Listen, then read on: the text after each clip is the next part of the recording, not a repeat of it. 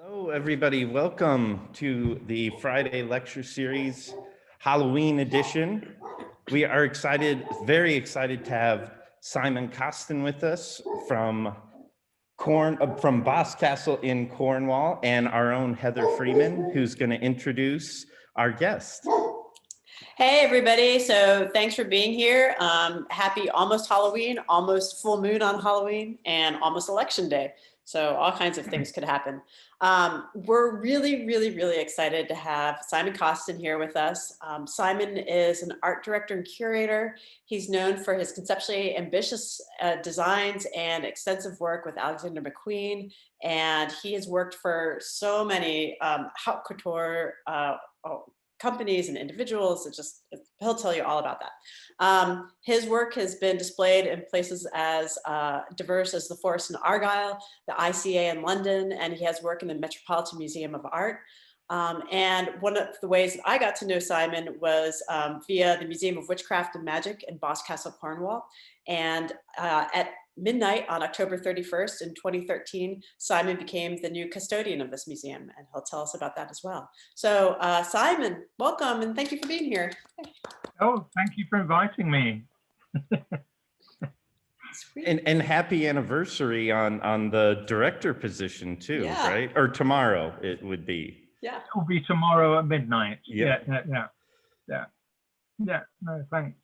And it's also our 60th anniversary this year at the museum, and our 70th next year, as to when the museum first was established in 1951. Yeah, lots of celebrations, and we could do with those at the moment. I wanted to kick off by showing just a little selection of books that I found recently when I was clearing out my parents' attic, because they kind of give you a good indication of the sorts of things I was reading as a child. And you can see the sort of line of interest, if you like, from these early books, which range from science fiction, but mostly novels dealing with other ways of seeing the world, be that through the occult or other ways of seeing things. So that's just a little starter point, my childhood. Next one. One of the key books that I had as a child was the Reader's Digest book of Folklore, Myths and Legends of Britain. It's a huge, great, thick thing that details region by region all the various seasonal customs and events that happen in the UK. Looking at it now, it's actually riddled with inaccuracies and things, but at the time it was served as my kind of Bible. And whenever we went on holiday, I would flick through to find where we were going and see what was happening in that region.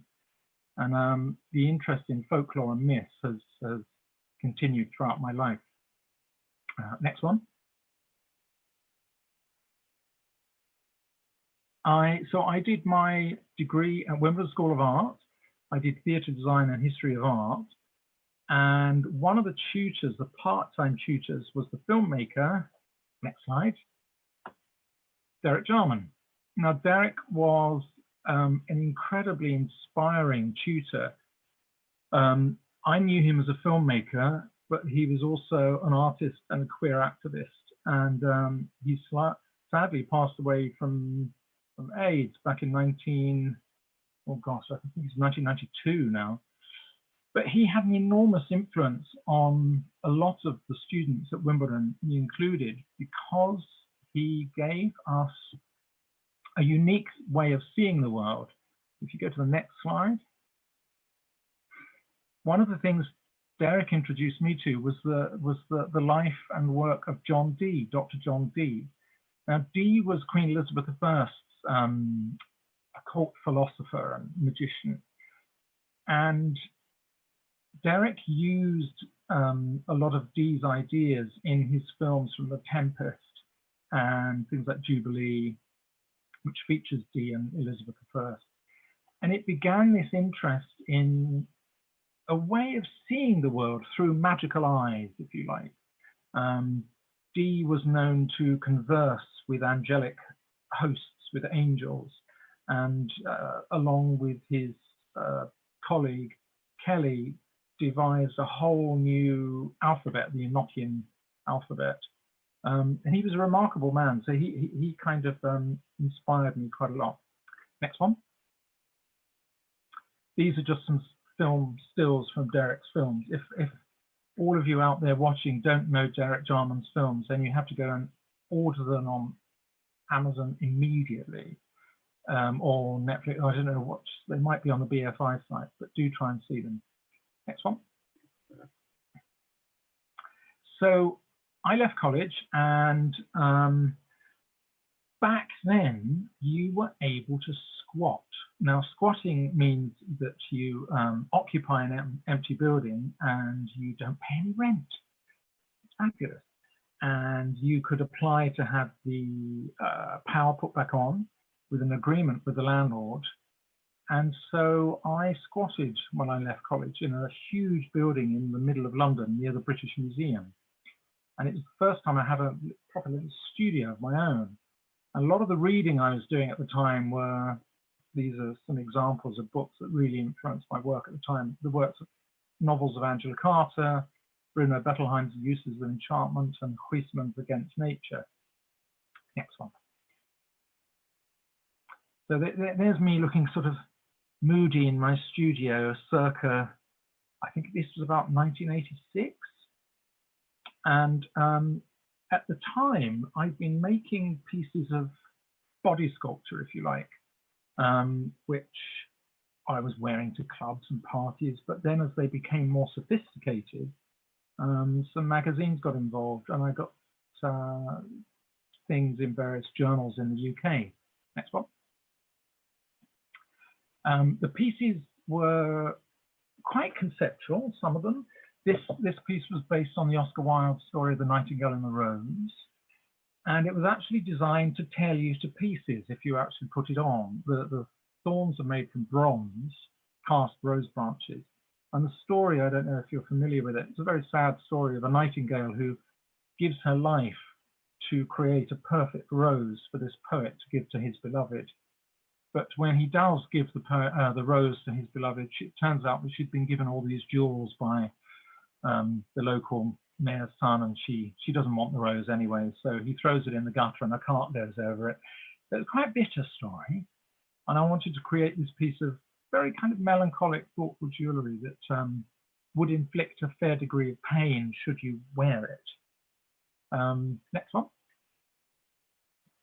So the jewellery developed over a series of years. I've never intended to make jewellery as a student. I did theatre design, as I mentioned, and I wanted to get into film production, really. But I discovered very early on that I just don't function in the morning. The morning's just, I'm a night owl. I can work quite happily till 2, 3 in the morning, but try and get me out of bed before 8 o'clock, it's not going to happen. So making the jewellery actually really suited me because I could work on the pieces in my own time. Next one. And develop this body of work. And a gallery got in touch who were based in Burlington Arcade, and near the Burlington Arcade. It's right in the middle of London, very swanky part of London in Mayfair. And they commissioned me to make a body of work for an exhibition, the first exhibition they were going to have when this new store opened. So, the next one. The thing that they insisted on was that I used precious and semi-precious stones. And prior to that, I hadn't really had the money to do that because I was kind of signing on and living in a squat. So I started to use stones for their meaning rather than how they actually looked. This is a rabbit skull with tiny overlaid brass filigree at the top there. Anyway, next one. This was a viper's head that was cut down the middle and split with a carnelian stone in the middle and gold, actually, gold and pearls. Next one. Some of the work expanded into mask making. This huge mask was a a skull that I actually cast and then enlarged so that it would fit on the front of the face. So next one. A lot of the reading I was doing was informed by notions of witchcraft, but also the crossover between when Christianity entered the UK and those early underlying Celtic Anglo-Saxon beliefs. And that interesting moment when Christianity realized it had to embrace a lot of the pagan festivals and kind of rename them, rebrand them, if you like, to fit in with their doctrine. So next one. One of the pieces that I made for the exhibition was based on a story about the incubus and the succubus. And the incubus was, according to early Christian thought, was a male kind of goblin that would impregnate sleeping nuns mostly. And the counterpart of that was the succubus, who was a female version, who would visit men in their sleep and draw off their precious fluids and give them to the incubus. And when I did some research into the background of this story, it seems that what the early church had done was had used a very early Celtic story of this very mischievous little imp that didn't really have an animate body. It built a body from mud and roots, and then played tricks on people. And it was quite relatively innocent. But the church had taken it because they needed an excuse for nuns becoming pregnant and monks doing whatever they were doing. So rather than punish them, they said, oh, it was the incubus who visited this poor nun in her sleep, rather than the rampant stable hand or whoever it was. So I built this necklace that really told the story of hypocrisy and lies. And there are 5 little phials of human semen provided by friends who I gave a little bottle to and told them to go home and come back in a week. And then they are sealed into these canisters. And the back of the necklace is actually based on root systems to make a reference to the Celtic spirit's physical being, if you like. So next one. I then went on the radio the day before the exhibition, which was being opened by Tilda Swinton, who was a friend of mine, and stupidly told them all about the exhibition and the ideas behind it. And the newspapers got hold of it, and I was arrested for outraging public decency. Obviously, not a lot was happening in 1987 in London at that time, because it made headline news. Consequently, everything sold in the exhibition, of course, apart from the main pieces, which I kept. Next slide. And consequently, they ended up in the Met. The Met bought them. So if ever you're in New York, you can ask to see some of these works. They bought 7 pieces, which are all still there. Anyway, so next slide, please. Oh, and the next one. So I'd finished making jewellery, and I sort of wanted to get back to doing set design, and the scale of the jewellery was kind of, I found frustrating because it was so small, and I trained to do bigger set things. But this student wrote to me from Central St Martin and said, could he loan some jewellery for his degree show? And I'm like, yeah, absolutely fine, please do. And his name was Alexander McQueen. Of course, none of us knew then what Lee would go on to become. So we became friends. And there was a whole little gang of us, really, who became the core team that then worked on all of Lee's fashion shows. So on runway presentations. Next one. So I was able to use my prop making skills and set design skills to not only do the runway catwalk presentations, but also add elements to the garments in the early ones. Next one. This is one of the early shows, which was a huge tray of water, basically. And bear in mind, these shows, we didn't have very much money when we started. It was a relatively low budget. So you were having to try and think in a spectacular way with very small budgets. But then American Express got involved, became the sponsor, and that ratcheted everything up a notch, because all of a sudden I had a bigger budget to play with. This show was It's a Jungle Out There, which featured a series of crashed cars based on a scene from The Eyes of Laura Mars, the film. And if you look carefully in that picture, you can see the security guards extinguishing a fire that broke out because some students stormed the barricades who hadn't been allowed in and kicked over all these fire pots, sending a sheet of flame across the floor, which everyone clapped at, thinking it was a special effect, but it wasn't. But nobody was killed in the making of that fashion show. I was still making kind of jewelry pieces for Lee. These are some examples from several of the shows, but mostly it was the catwalk. Next one.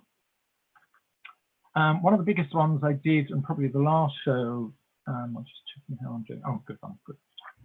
Was called Untitled. Now, Lee, being the provocateur that he was, originally entitled this show Golden Showers. I won't go into the details of why he called it that, but the premise was, he just said to me, I want a catwalk that starts off white so I can show a black collection and then turns black and the clothes turn into white. So it was a black and white monochrome set, and it was a series of acrylic tanks that were underlit for the first part of the show, and then there was a break in the runway presentation, and we slowly, go to the next one, we slowly pumped. Oh, here you can see all the lighting elements. I mean, mixing thousands of volts of electricity and water might not have been a good idea, but luckily nobody was tried. So next one. Here you can see the ink that was pumped in during the break in the show, which turned the white catwalk black.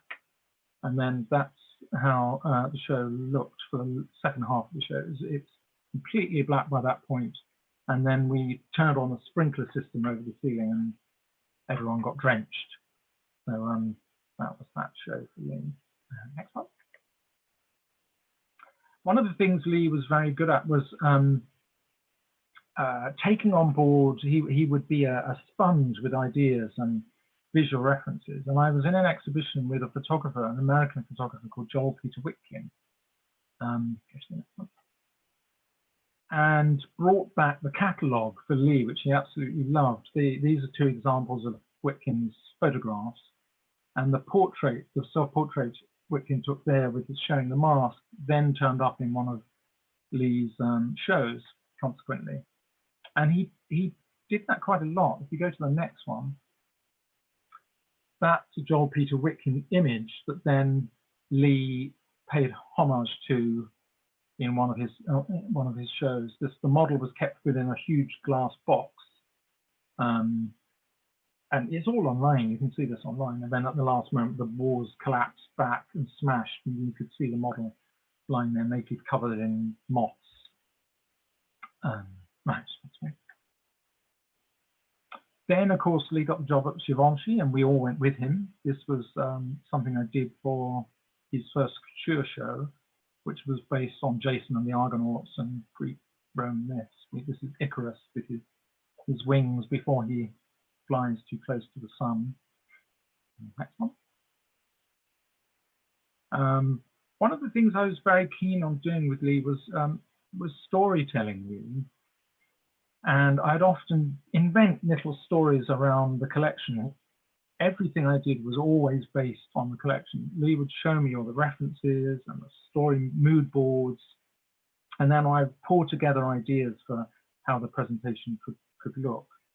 And this was an example of a series of collages I did. Go to the next one.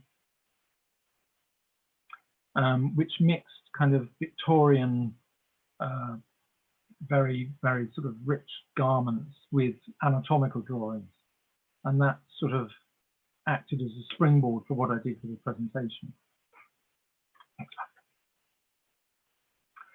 So after a while, I wanted to actually start doing more of my own work and not be allied with just one fashion designer, because it was very, very full on. Lee was doing 2 ready-to-wear, 2 couture, and 2 something else. I don't know. There was a lot of shows, and it was just a little bit too much. And I needed to break free and do my own thing. And I was taken up by an agency called Camilla Lauber Management, who worked predominantly with fashion photographers. Pardon me. Next one.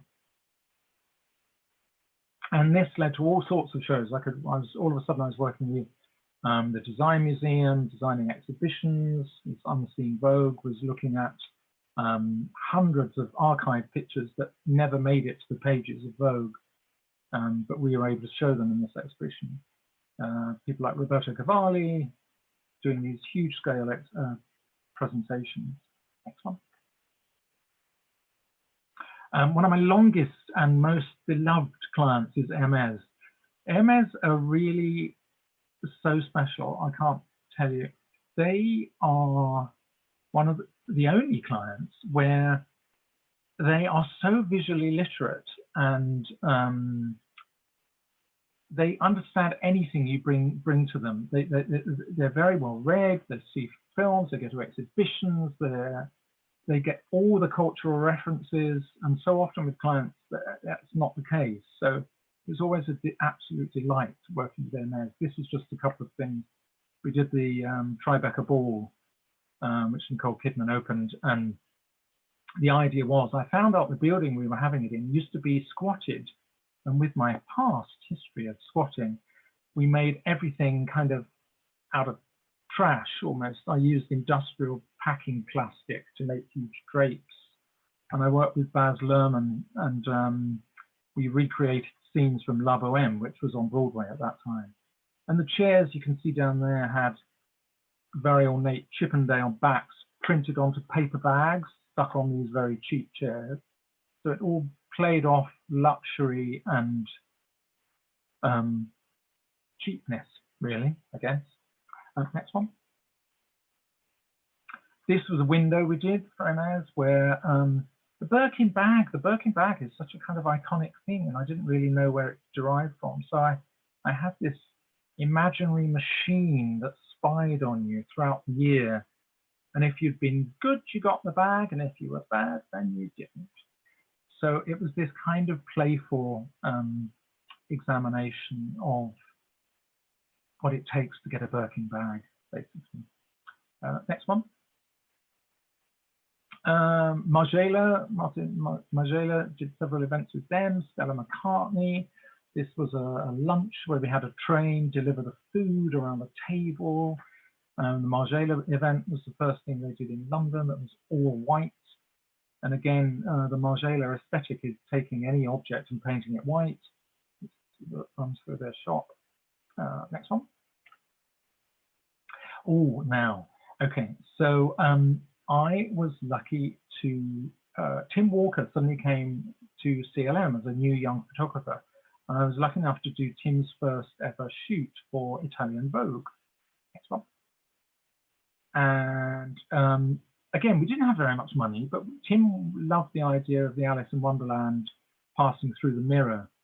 So we got sheets of mirror acrylic and cut holes in it, basically. And poor old, the poor model had to literally just put herself through these gaps in the acrylic to create these illusions.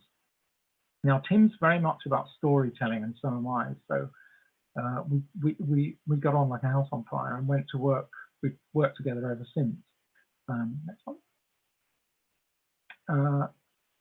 He loves a shift in scale. This shoot for Vogue was the idea of this model dwarfed by if you go into the next one, Tim's first ever Pentax camera that we built. And the thing with Tim is whatever you see in the magazine is what was in front of the camera. He doesn't really do any retouching. He doesn't use Photoshop. So the great thing for me as a set designer was all of a sudden I was able to make all these things.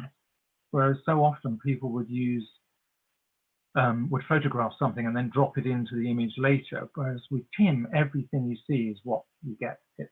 That's what was there, which I love, of course. Next one. This is a really good example. This is typical Tim.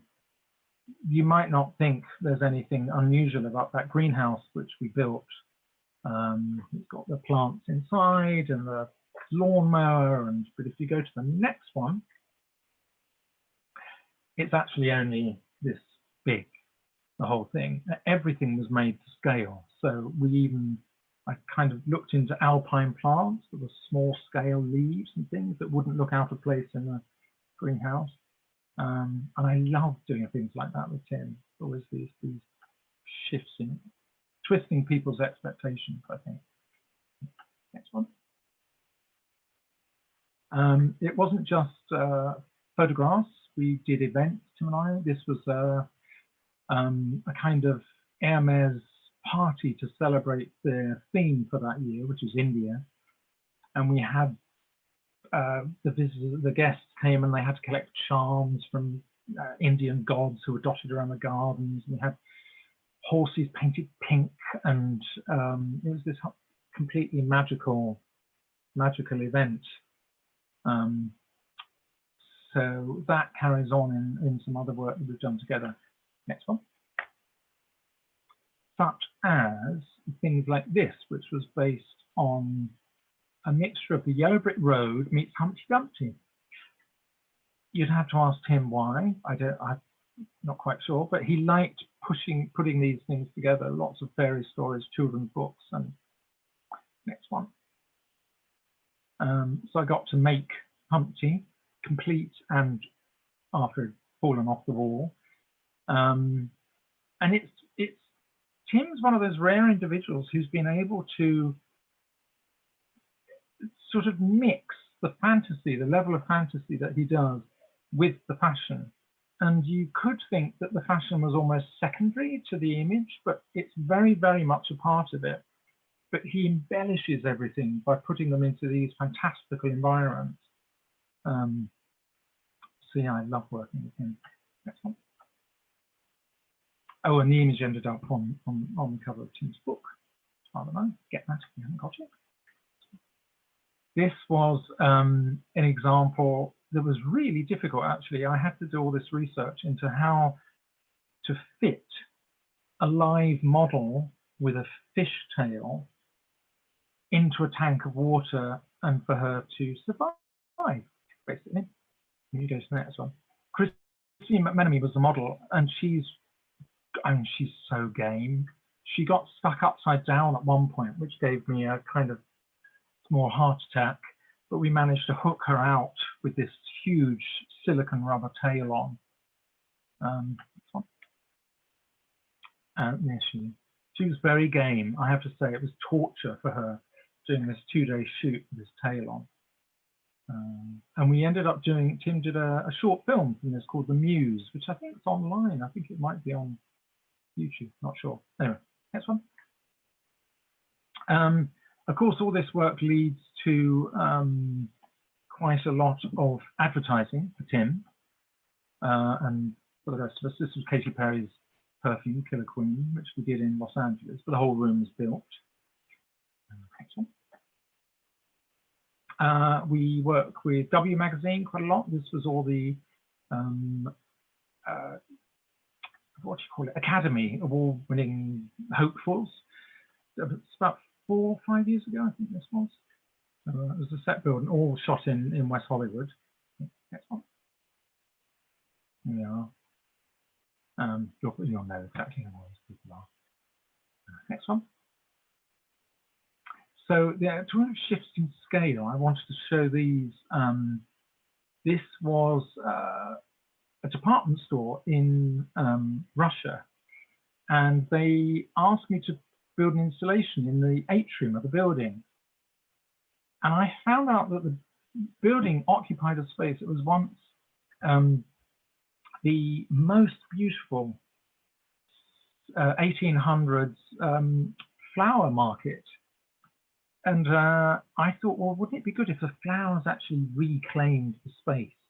So if you go to the next one. So we had these gigantic 80-foot orchids that had split through the floor of the atrium and had occupied this, this space. Next one. There you can see them better there, I think. And we worked with the set builders from the Bolshoi Ballet, who were the only team really who were capable of making these things, flying them, and making sure they didn't crush anyone by falling over. So next one. So Gareth Pugh. So it's not all big things. This is Gareth Pugh, young designer. I think I had about $100 to do these two shows. So it was a giant weather balloon that got burst on a model. So can be small scale too. Next one. Inflatable Catwalk. It was basically a long sheet of plastic with a fan at one end. Then, of course, the other scale is things like this Paris Spectacular for H&M and Sonia Rykiel. Next one.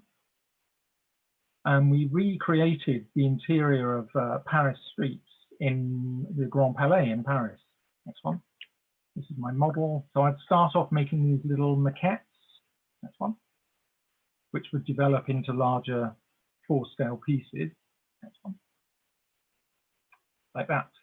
So this show was all done on a series of floats which walked around, drove around the streets of this imaginary Paris. Next one. We recreated the Eiffel Tower out of lights. Like this. Because obviously it was we couldn't construct something out of metal, so it was all done with light. Next one. So the guests were invited to wander through the streets. They could buy the new Sonia Rykiel pieces. Next one. Get quite drunk. We have the Arc de Triomphe split apart. Next one. And fireworks burst out of the crack and all that sort of thing. Enormous amount of work. This show took about 6 months to work on. So my assistant would do renderings based on my really bad sketches. Next one, which end up then being made into 3-dimensional things like these. Next one. These are all the floats. So that horse's head was carved in polystyrene and then lacquered.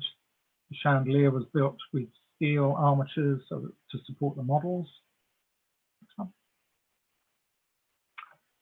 Yes, jumping. So this is a piece of work that I did for a club, arts club in New York called Norwood, designing all the interiors. It's still there. It's a private members art club. And a lot of this involved folklore, mythology, stories about old Manhattan woven through the design of the building and rooms.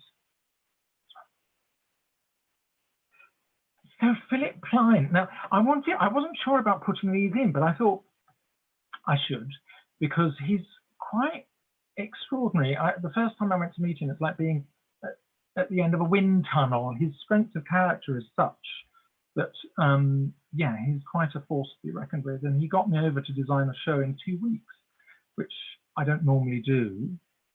That's him in his very understated home. And there's me visiting it. Next one.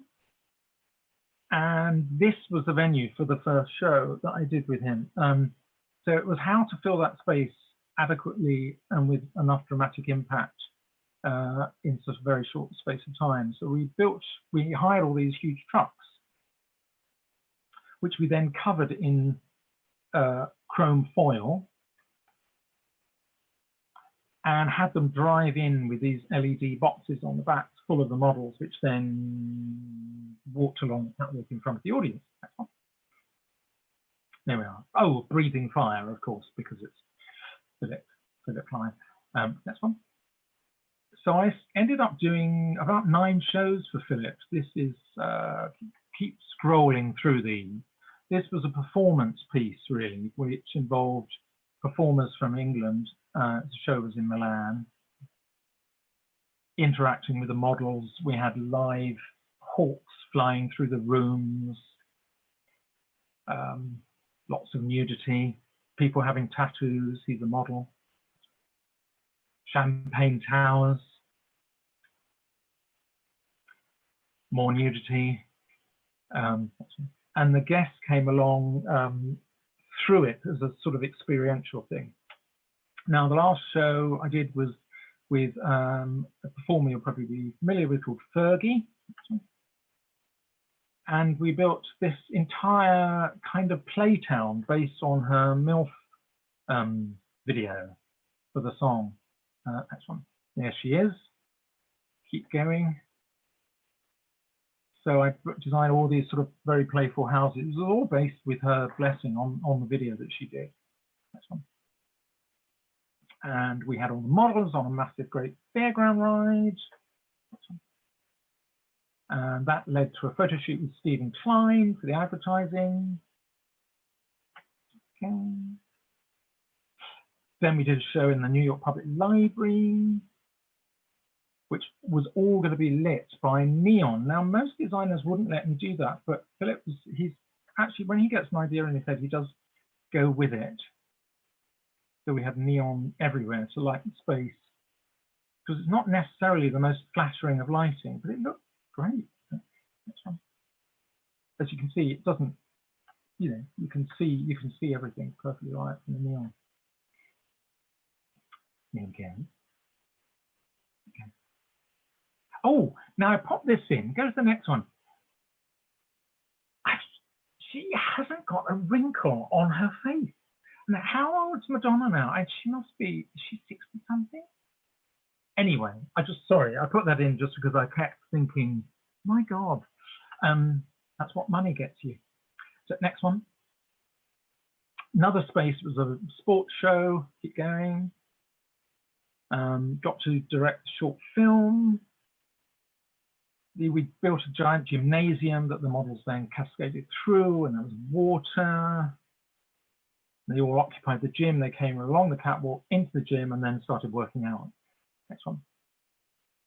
Oh, he's huge. I've never met somebody so tall and big. Part of the fun of the job. Next one. And we got to work with some fantastic pole dancers from Los Angeles. It was so sweet, all of them. Next one. And Philip's shows are always on a massive scale. So yeah, you can get the gist from there. But now, back to doing, one of the things I really like doing is actually making things. And one of my longtime clients is Swarovski. And this was an exhibition in one of the museums in Vienna, where everything was made of paper, apart from the feathers, and decorated with Swarovski crystals. And they usually just let me do, I come up with an idea and they just let me get on with it, really, rather than with my assistants and stuff. This is another example using fortune telling, which brings me on to a Museum of British Folklore. This is my pet subject at the moment, to create a Museum of Folklore. Now, British Folklore, we have over 700 seasonal customs and events, which are still going. Some of them hundreds of years old. There's nothing in the UK which celebrates this strange vernacular culture that we have. This is the Buryman. Sorry, this is so, I love this picture. She's so not bothered by this extraordinary creature covered in burrs that walks through the streets of Queensferry every year. Next one. Jack in the Green, which used to happen on May Day throughout the year, still happening. There's a giant ambulant hedge, really, which processes through the town in celebration of the coming summer. Next one. Pearly Kings and Queens, a London tradition. A costermonger started covering his hats and coats in Victorian times with pearl buttons, and then it grew into a whole tradition. There are pearly king and queen families. Next one. Here's one of them. Next one. And this ended up in a book, Arcadia Britannica, which is published by Thames and Hudson. Next one. That's a little caravan I went touring around the UK with to publicise the museum project. I was very lucky in that Helena Bonham Carter and Tim Burton came to launch the project. And we had a big old event, and I had a museum in a hat as part of that launch, made by Stephen Jones, the milliner. This is in the Tate. We were invited to do a show at Tate. And this is the future vision for the Museum of British Folklore. If anyone knows anyone out there with a lot of money who would like to fund the project, please email me after this talk. Next one. Now, where I am currently sitting is the Museum of Witchcraft and Magic in Boscastle. The museum has been here, it was established in 1951 on the Isle of Man by a man called Cecil Williamson. Now, Cecil Williamson was an occultist and spy for MI5, a film director. He was kind of maverick. And he had a deep interest in the occult. These are all views of the early museum as it was. And Cecil basically put together this collection along with a chap called Gerald Gardner. Now, Gerald Gardner was known as the grandfather of modern Wicca, and he became the resident witch at the museum. And they were very strong characters, and sadly they kind of fell out. Gerald's museum remained on the Isle of Man, and Cecil came to the mainland. Gerald left everything when he passed away to his high priestess, Monique Wilson. Now, Monique sadly decided to sell everything to Ripley's Believe It or Not, who I'm sure you're all familiar with. And a huge legacy was lost, basically, when she did that. Next one. It was set up in a number of museums in the US. This one's in Tennessee. And since then, a lot of the material's just been distributed, sold, gotten rid of, and lost, basically. This one.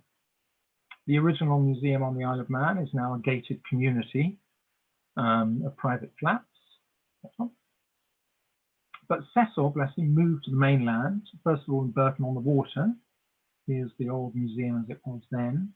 But he met with a lot of resistance from the local community. Next one.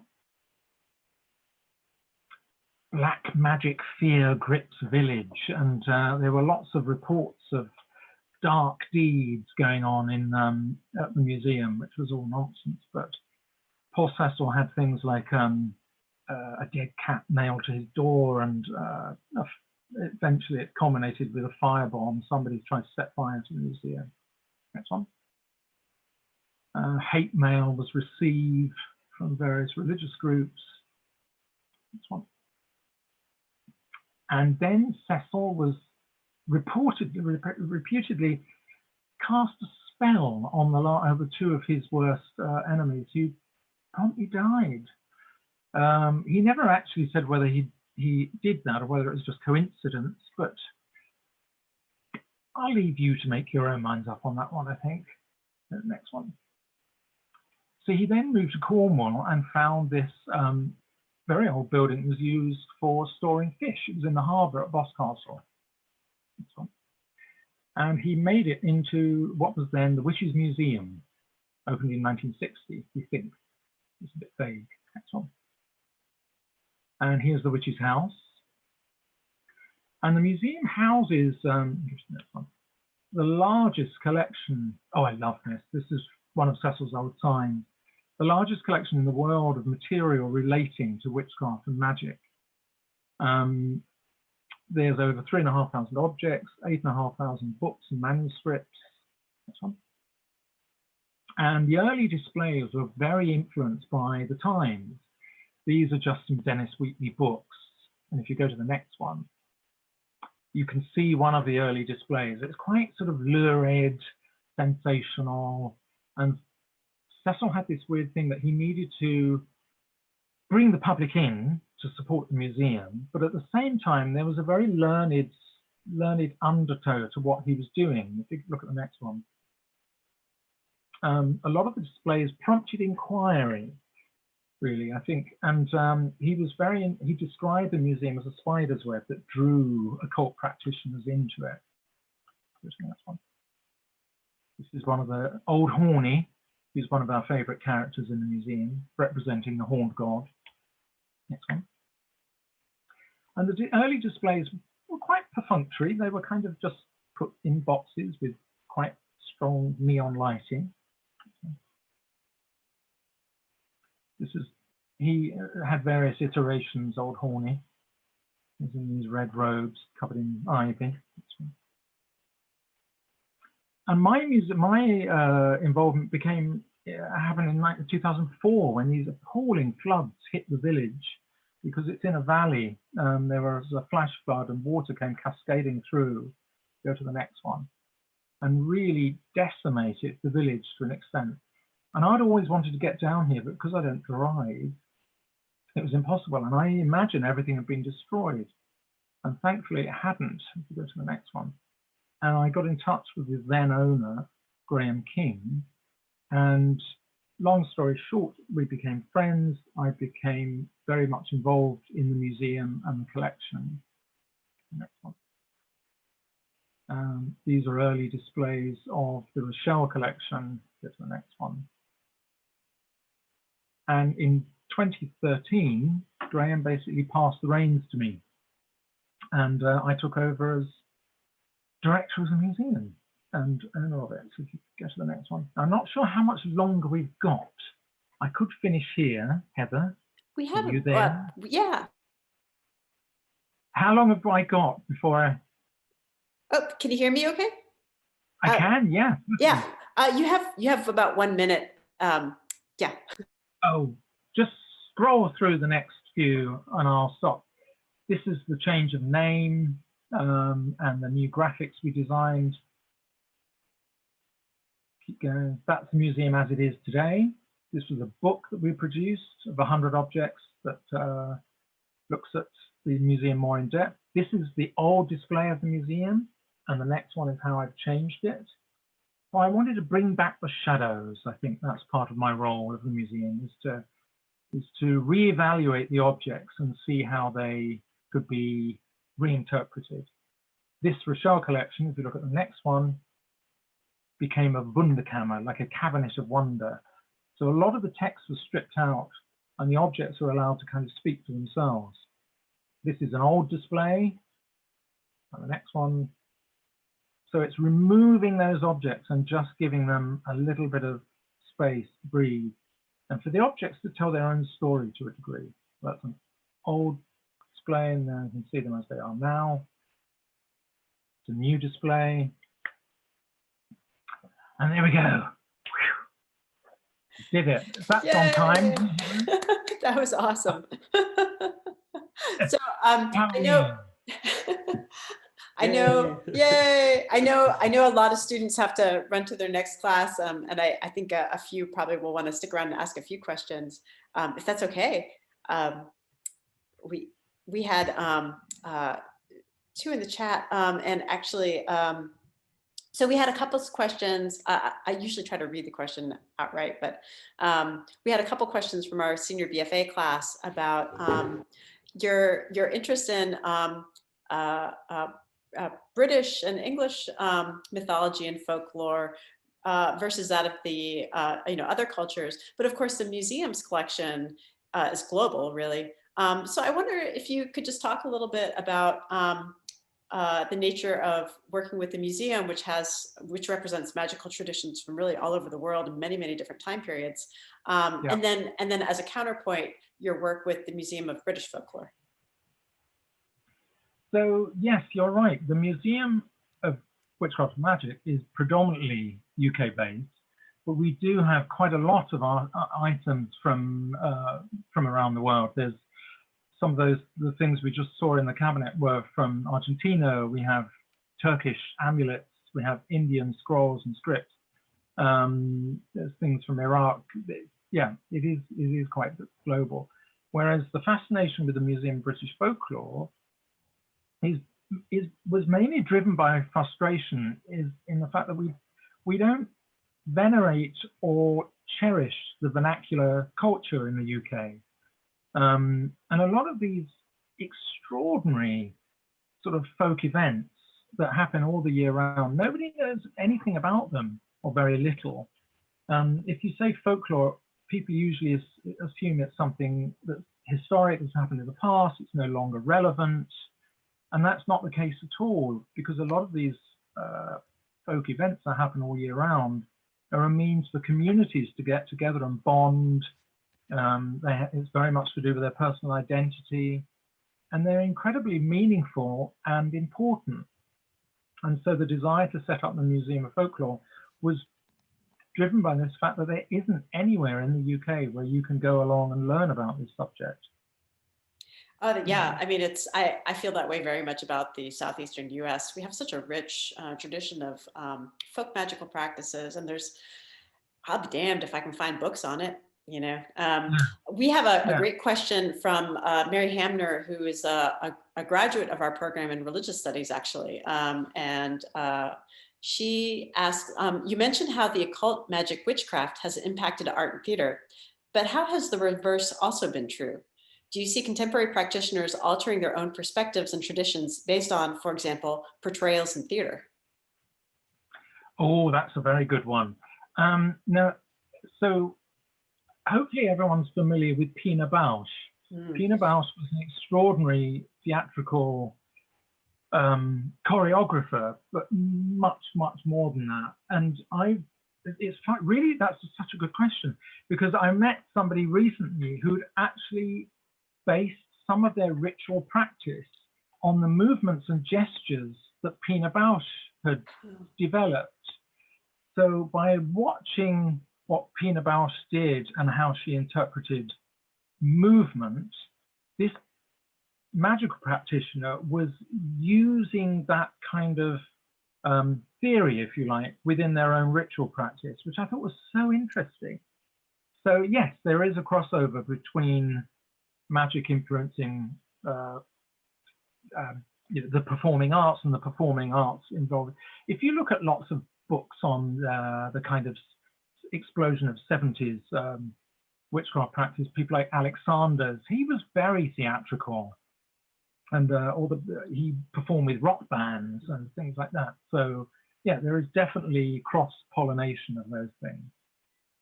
Oh yeah, no, it's something that I think about a lot. And we talk about a lot with students, because many of them are very influenced by imagery from historical magical texts or different magical traditions. And I think a lot of them navigate in really different ways. The fact that it is a magical practice, and then what's the relationship between that and then art making? You know, does that make your art making then a magical practice? And I think, you know, that it can be. It doesn't have to be, but I think that's something worth, you know, being open to, for sure. Yeah, definitely. Hey, Eric, I know you're sort of master of ceremonies, so I'm gonna let you dictate on time. Oh, I just wanted to break in and ask a Derek Jarman question.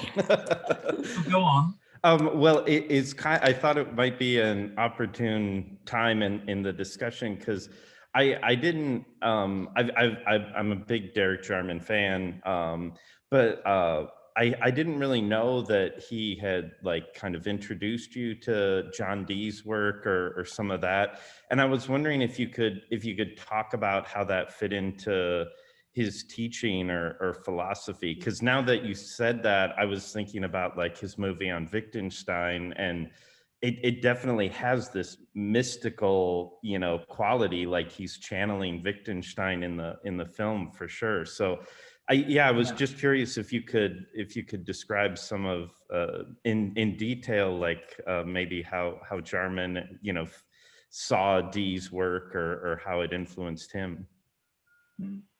Well, I mean, Derek kind of was one of he followed in that long tradition of filmmakers who pioneered magical realism, people like Paul Pressburger, for instance, and who Derek was a huge fan of their films.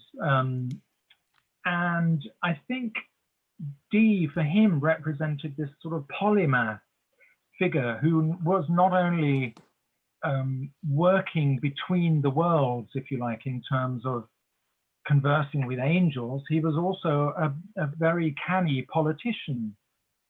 So he was very much involved with the court at the time. But then the way in which people saw magic and magical being and magical practice was worlds apart from how it's viewed now. I mean, people were very, very, very much in touch with notions of magic at that time, and that the unseen was something very present in people's lives.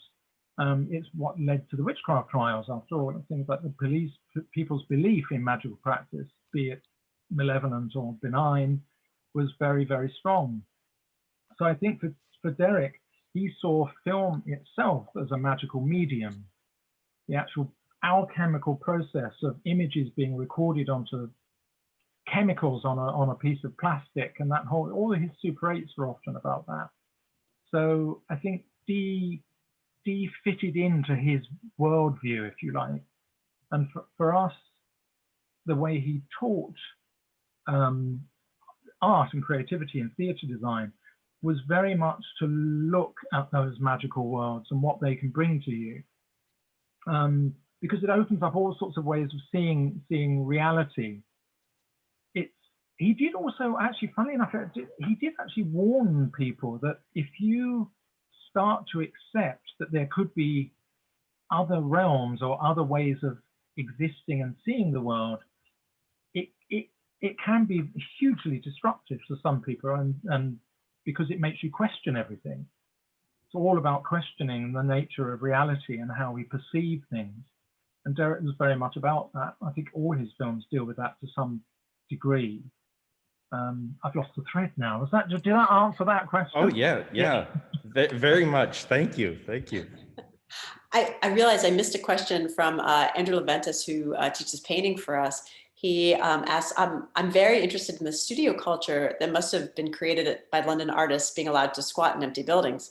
Could you say a little bit more about how these unclaimed spaces helped artists to flourish in the days before regulations were established? And I'd tack on to that.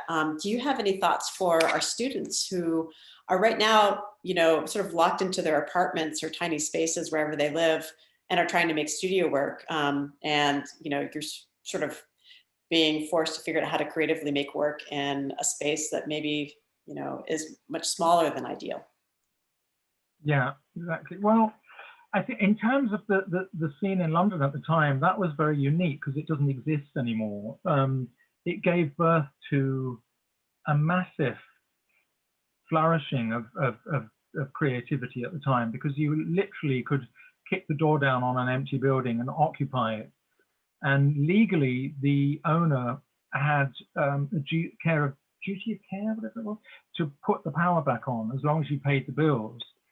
And I squatted for 14 years. I mean, it wasn't unknown at all. It was quite common for artists to occupy empty spaces. And it was legal then. And of course, sadly, the Conservative government put stop to all of that, as they do anything that's fun or creative in this country. Sorry, I know you're about to vote soon. It's a universal problem. Yeah. But in terms of the restrictions of having to create in a small lockdown space, I didn't find it. I went inside as opposed to worrying about what was outside. I think it gave me a lot of the opportunity to be very introspective, and a lot of creativity came out of that.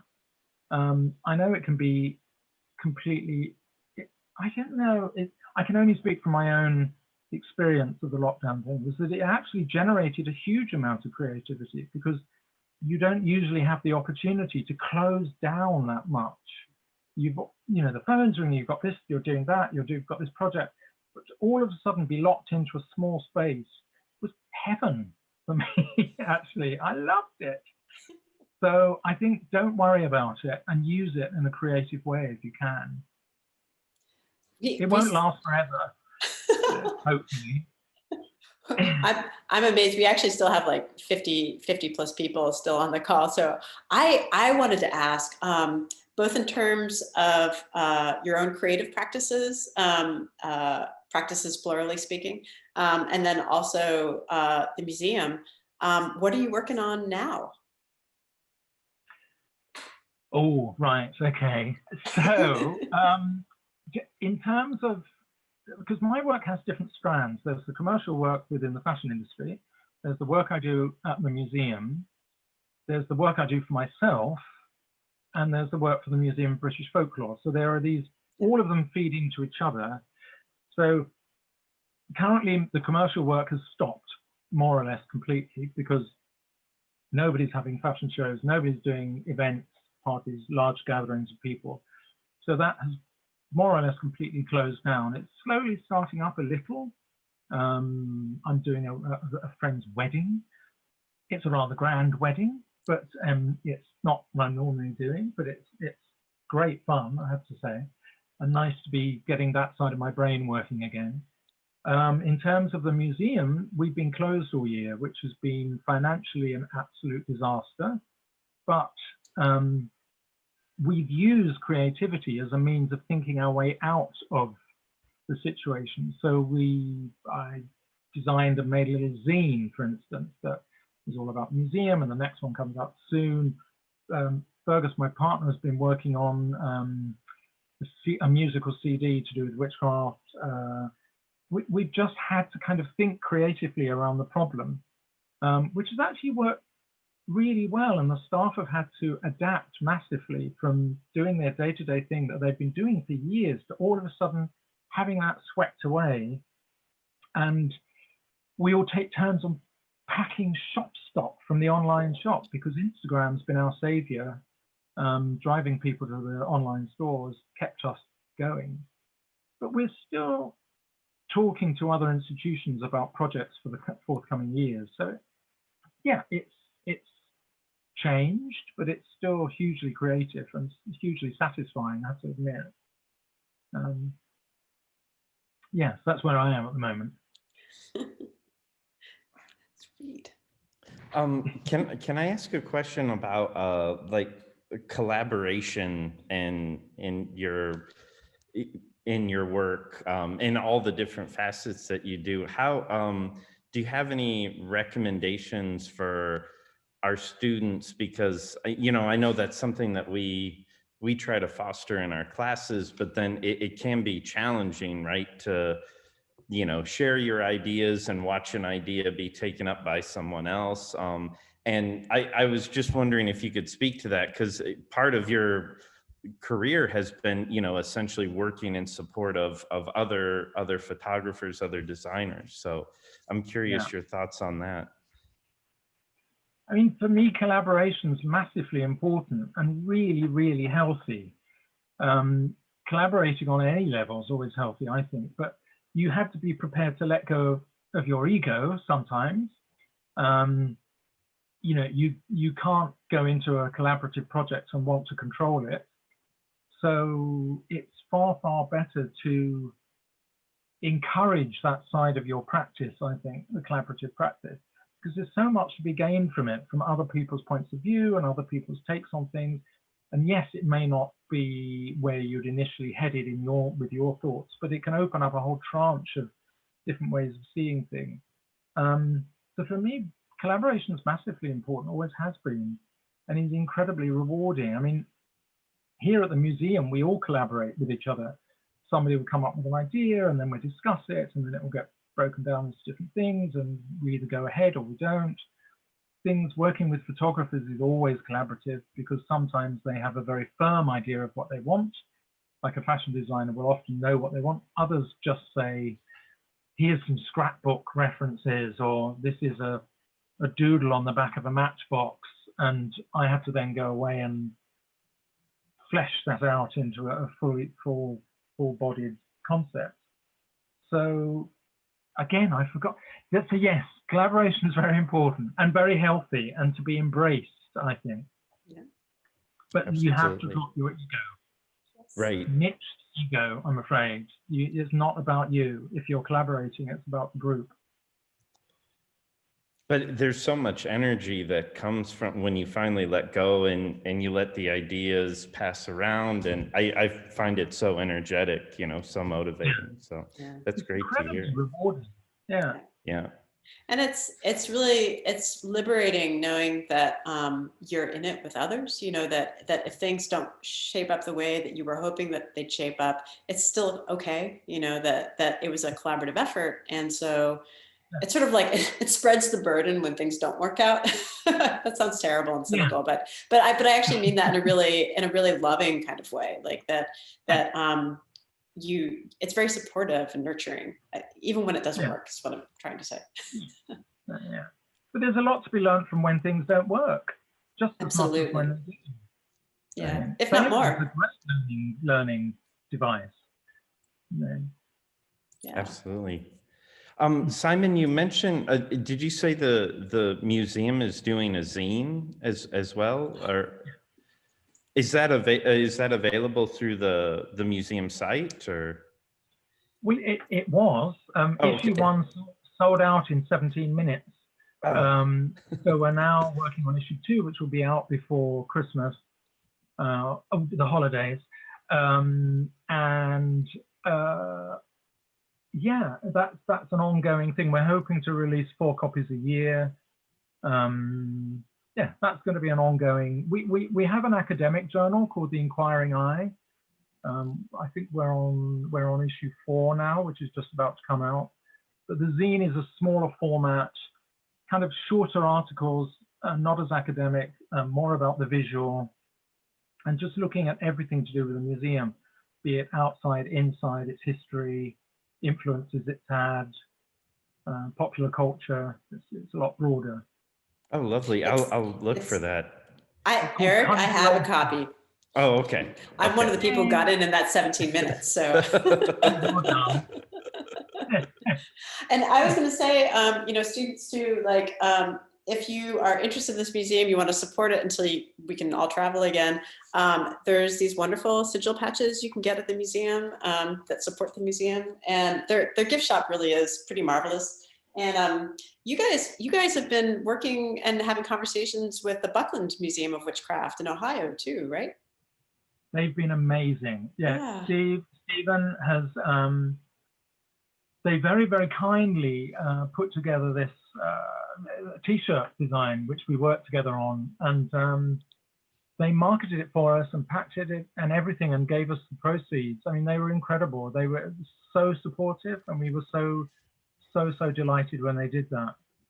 There's a lot of love for the museum. It's a very kind of cherished place, which is very humbling when things like this happen. But yeah, the Buckland Museum have been great, and we're planning, but there must be some kind of opportunity for a joint exhibition in the future somehow.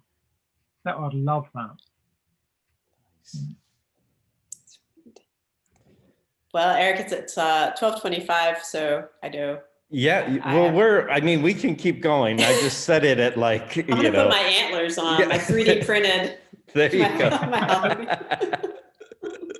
Zoom party. All the serious people are probably gone by now. Yeah, they're all gone. Right. I can put my little Baphomet statue on. Yeah. Hey! Hail Satan. Sorry if I offended anybody, but not really sorry. Thank you so much, Simon. This is such a treat. It's been great to learn more, and yeah, I've taken so many notes, and I'm gonna have to go back through the PowerPoint and write down a new reading list for myself. Great. We can always email me any questions. Oh, thank you, Simon. I will. Oh, what about maybe a starting point for Derek Jarman films for the students? What should they watch Yeah. first? Oh, well, I would watch Jubilee first somehow, because not only does it feature the magical, but it also features this apocalyptic vision of the UK. It's obviously it's dated because it was filmed in 1977, but it encapsulates a lot of Derek's sort of key interests, I think. And maybe after that, I mean, I love The Angelic Conversation, which is a very, very slow-paced, non-narrative, beautiful film that you just let flow over you in waves of loveliness. And then maybe The Garden. I don't know. Watch them all. Get the box set. Yeah. Binge. Yeah. This would be a good time. It'll keep you nice and warm. Yeah. Yeah. And somewhere I'll find it and send it to the students, but there's a really wonderful documentary about Pina Bausch that it's beautiful. So I think it's just called Pina. Yeah, I think that sounds right. I'll just type the name in for the non-dance students. Yeah. I can see lots of questions popping up. Is that? Oh. Should I be doing something with those? No, I was curating those. Let's see. Fine. Oh, yes, Ann Klutz has 2 questions. Can the other 2 questions be addressed? Oh, wait, maybe I am missing questions. Hold on. Oh, I think she was talking about in the Q&A, but Oh, okay. Wait, let me see. I thought I got them, but let me see. I'm sorry, Ann. Let me see if I can find the questions. I must have missed some. well, I think you asked Andrews, you asked Mary's, and then there was a question from a student that I thought. Caitlin's. Yes. I'm sorry. Oh. I realized I missed that. Yeah. So one of our students asked, Caitlin Starkey, I deeply enjoy mythology, folklore, legends, and cryptids. So I must ask, is there a specific region's supernatural culture you enjoy more than others? Some enjoy Greek or German or even Native American folklore. As someone who also enjoys it, I had to ask. That's a nice question. Sorry, I guess for me, it's UK because I was brought up in it and it was so tangible growing up. I can remember very early on when I must have been about 6 or 7 being taken to see the Abbot's Bromley horn dance. Now, it was one of the pictures on the presentation. It's a group of performers who carry a staff with reindeer antlers on a carved head. But seeing it as a child, because it happens in the day, and it was so magical. It was like a moment of true magic where these people who were doctors and nurses and bankers, whoever they were, who lived in the town, for this one moment, this one afternoon, donned these costumes and became something other. They became these kind of mythical beings. So I think I'd have to say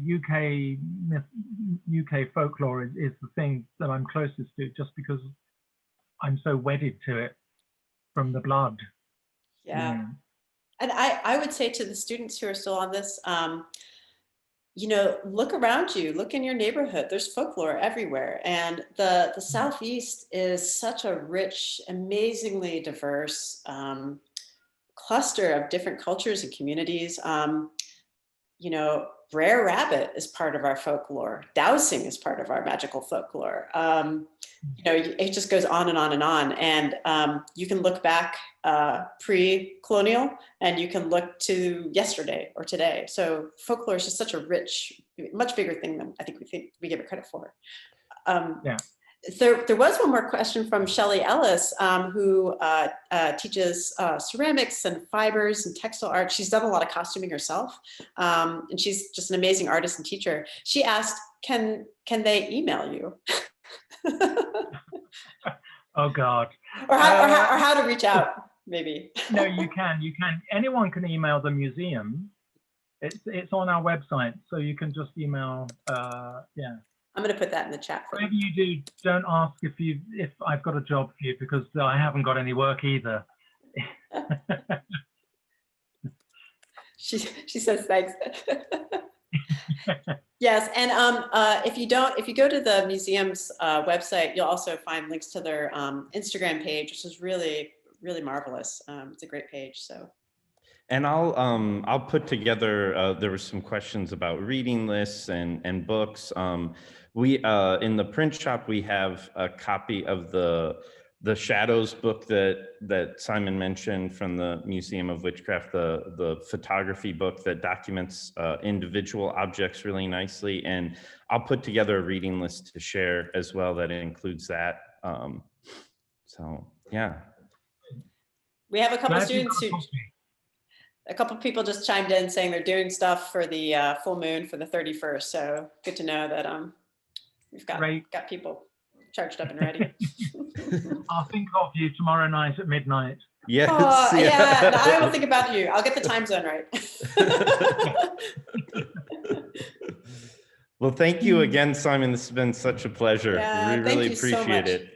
No, absolute pleasure. Thank you for inviting me. I really enjoyed it. Thank you. I really And come appreciate and it. see us when we can reopen. Oh, Yes. definitely. Yes, we will. We Water will for Cuddy, sure. field trip. Yes, yeah. All right. Okay. Thanks, everybody. Thank you so much. Thanks, everybody. Thanks, Thanks again, Bye. Simon. Bye. Thanks.